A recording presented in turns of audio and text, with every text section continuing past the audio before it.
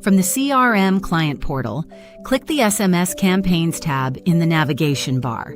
This is where you manage your business text messaging registration.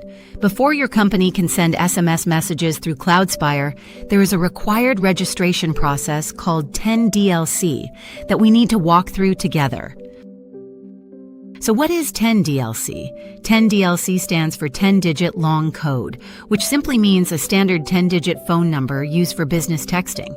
In 2023, the major wireless carriers, including AT&T, T-Mobile, and Verizon, began requiring all businesses to register before sending text messages.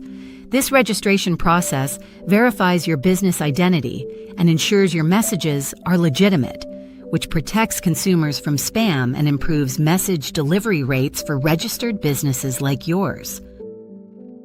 The registration process has 2 steps, and they must happen in order. First, you register your brand, which is your business identity. Then, once your brand is approved, you register a campaign, which describes how you plan to use text messaging. Think of it this way. Your brand tells the carriers who you are, and your campaign tells them what you're going to send. You cannot create a campaign until your brand is verified, which is why you see the 2 cards here side by side.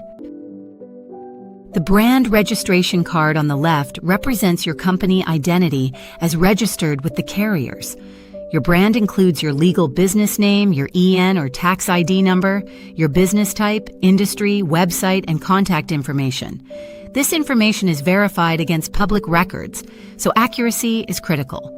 The most common reason for rejection is a mismatch between your legal name and your EIN on file with the IRS.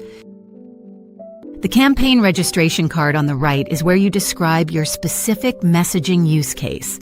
A campaign could be appointment reminders, customer support notifications, marketing promotions, or a mix of different message types. You will provide sample messages, explain how customers opt in to receive texts, and specify the keywords they can use to stop or get help. Each campaign is reviewed to make sure it follows carrier guidelines for that type of messaging. Both your brand and campaign move through a series of status stages. They start as a draft, while you are filling out the form.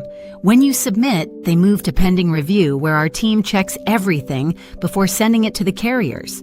After approval, the status changes to submitted while the carriers verify your information.